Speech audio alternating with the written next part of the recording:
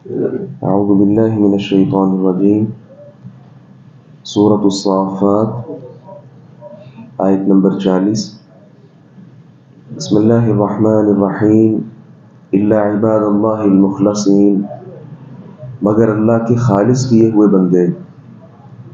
اولئک لہم رزق معلوم یہی لوگ ہیں جن کے لیے مقرر رزق ہے فواکہ کئی قسم کے پھل وہم مکرمون اور وہ عزت بخشے گئے ہیں فی جنات النعیم نعمت کے باغوں میں علی سرر متقابلین تختوں پر آمنے سامنے بیٹھے ہوں گے یطاف علیہم بکأس من معین ان پر صاف بہتی ہوئی شراب کا جام پھرایا جائے گا بیضاء لذت للشاربین جو سفید ہوگی پینے والوں کے لیے لذیذ ہوگی لا فیہا غول نہ اس میں کوئی سردرد ہوگا ولا هم عنہا ینزفون اور نہ وہ اس سے مدہوش کیے جائیں گے وعندہم قاصرات الطرف عین اور ان کے پاس نگاہ نیچی رکھنے والی عین موٹی آنکھوں والی عورتیں ہوں گی کأنہن بیض مکنون جیسے وہ چھپا کر رکھے ہوئے انڈے ہوں۔ گزشتہ آیات میں جو ظالم لوگ ہیں اللہ رب العزت کے سوا اوروں کی پرستش کرتے ہیں ان کے انجام کا اللہ رب العزت نے تذکرہ کیا، کیسے وہ لوگ اور جو لوگ اپنی عبادت پر ان کو اکسایا کرتے تھے ان دونوں کو اللہ رب العزت عذاب میں اکٹھے ہی داخل کرے گا، کیا کیا ان کو سزائیں ملیں گی۔ گزشتہ آیات میں ہم نے یہ بات پڑھی تھی۔ اب اللہ رب العزت نے اپنے جو خالص بندے ہیں اہل ایمان اہل توحید خالصتاً اللہ کی پرستش کرنے والے ان کا اللہ رب العزت نے یہاں استثناء کر دیا کہ یہ لوگ عذاب کے ساتھ دوچار نہیں ہوں گے۔ اور یہ تو شیطان نے بھی کہا تھا کہ میں تیری اس انسانیت کو گمراہ کروں گا، سوائے جو تیرے خالص کیے ہوئے بندے ہیں ان پر میرا وار نہیں چل سکے گا۔ تو جو خالص بندے ہیں اللہ رب العزت کو خالصتاً پکارنے والے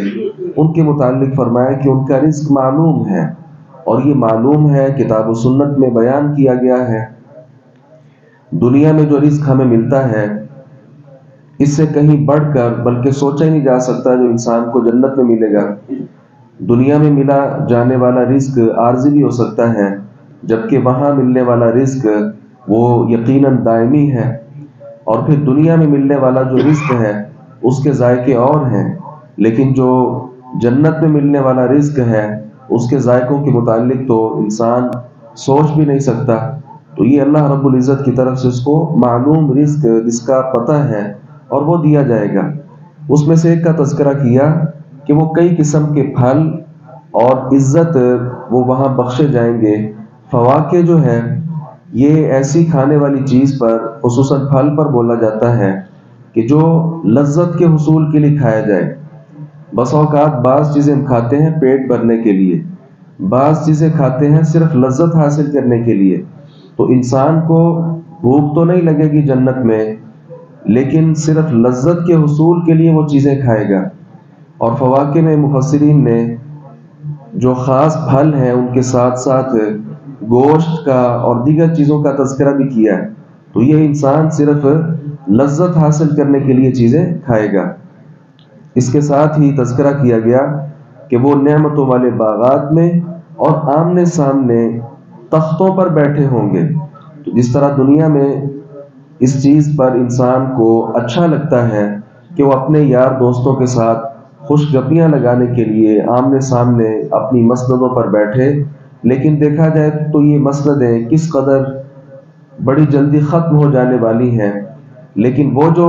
مجلسیں ہوں گی ان کے متعلق بھی انسان وہم و گمان نہیں کر سکتا کہ وہ کتنی شاندار ہوں گی۔ اس کے ساتھ ساتھ مجلس میں بالخصوص چلنے والا جو مشروب ہے وہ نہایت صاف ستھری اور سفید شراب ہوگی، جو باقاعدہ شیشے کے جام میں برتن میں اس کو ڈالا جائے گا، اور ایک دوسرے کو وہ جام پلائے جائیں گے۔ اب دنیا میں جو انسان شراب نوشی کرتا ہے اس میں ایک فائدہ تو ہے، بظاہر انسان جو ہے وہ وقتی طور پر اس سے لذت حاصل کر لیتا ہے، ایک سرور کی کیفیت اس کو حاصل ہو جاتی ہے، لیکن اس کے ساتھ ساتھ جو اس کے نقصانات ہیں وہ بہت زیادہ ہیں۔ ایک تو ایسی شراب جو انسان دنیا میں پیتا ہے، شراب پینے کے ساتھ ساتھ اس کو کرواہٹ محسوس ہوتی ہے، اور اس کے ساتھ ساتھ یہ جو شراب نوشی ہے انسان کی عقل کو خراب کر دینے والی چیز ہے۔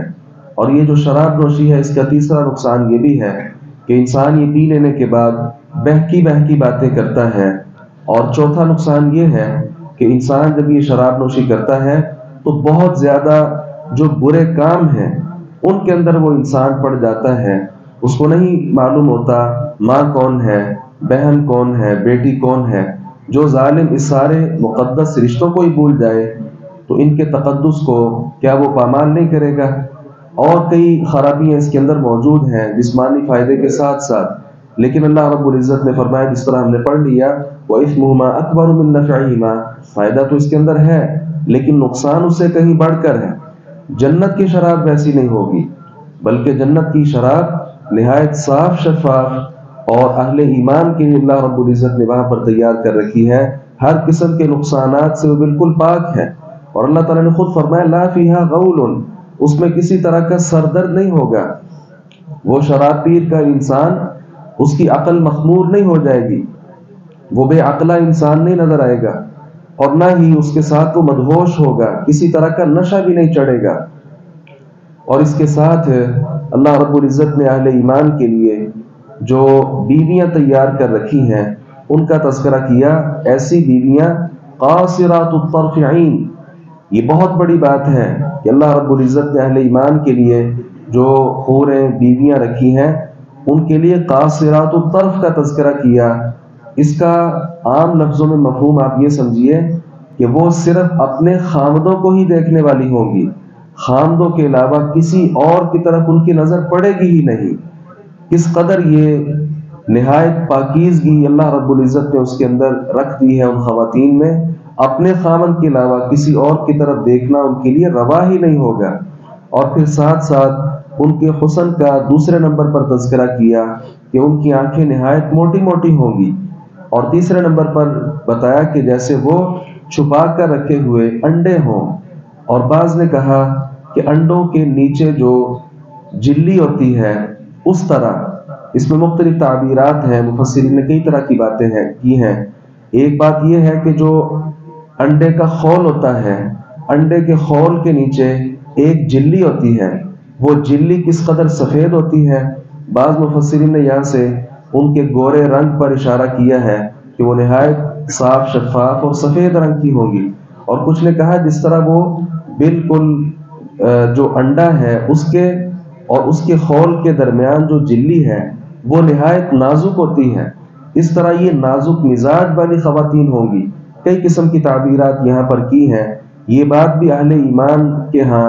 ایک خوبصورت تذکرے سے کم نہیں ہے، کیونکہ انسان کے اندر اللہ رب العزت نے یہ خواہش رکھی ہے، اور اگر انسان کو بتایا جائے کہ آپ دنیا میں